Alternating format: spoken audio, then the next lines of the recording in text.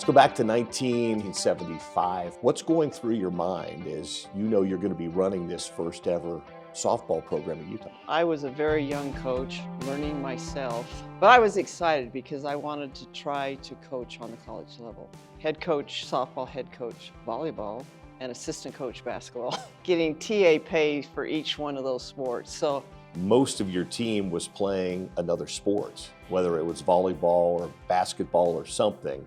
yeah, we had to share scholarships, we had to share athletes.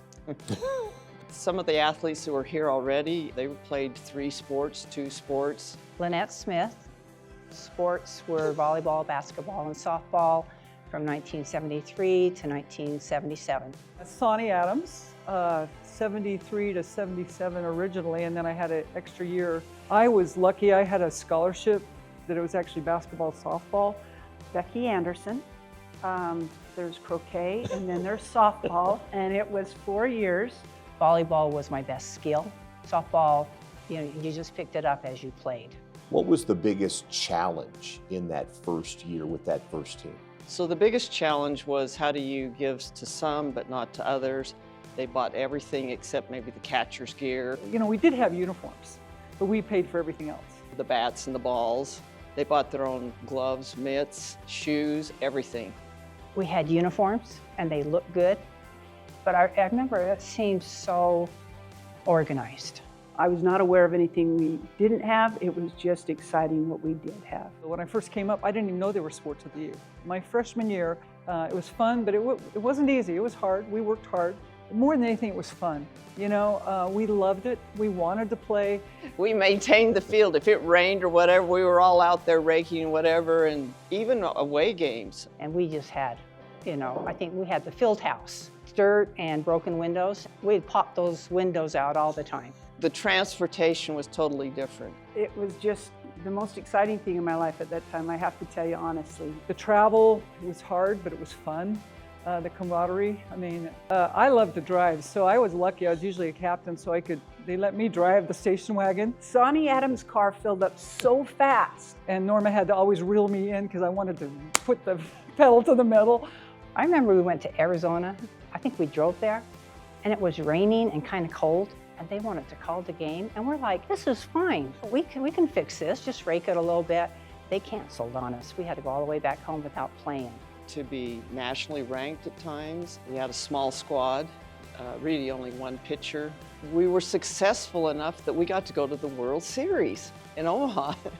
Did you see it at the time as some sort of trailblazing? It was definitely the pioneering and the starting. This was now the first year that scholarships were starting to be offered to women.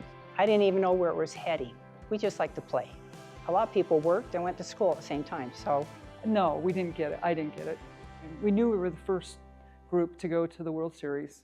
How important was the emergence of Title IX for women's athletics, softball, volleyball, whatever it would be? So it was definitely the catalyst that moved and got women the opportunities. And now look where it's gone as you see what's happening in women's basketball and softball and all of them. It's just the crowds now that they're drawing, the World Series that they draw, the salaries the coaches are getting, and where it's gone is just phenomenal.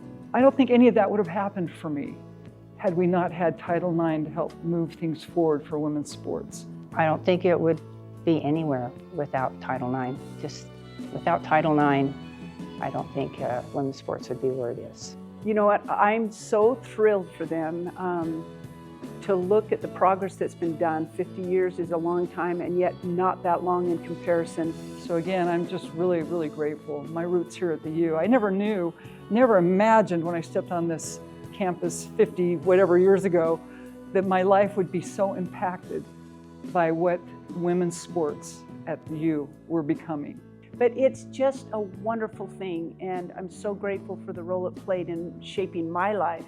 What are your thoughts on Utah softball today, 50 years later in 2025? It's phenomenal, and it's so fun to support and to bring the alumni and other people back to support. Well, it's still hard for them being in Utah because of our weather, but it's amazing. Their facilities and the field is beautiful. So it's been fun to watch this program just steadily keep moving up. I'm proud of it, yes. I'm so grateful I was part of it.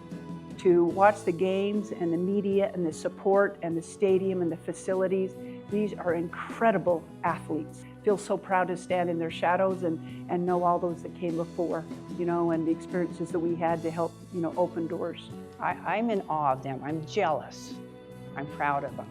You know, no matter how old you get, you will not forget what it's like to dig your foot in, your cleat into that dirt, you know what I mean, wiggle it around and take that bat. And, you know, all those experiences were just ones that you'll never forget.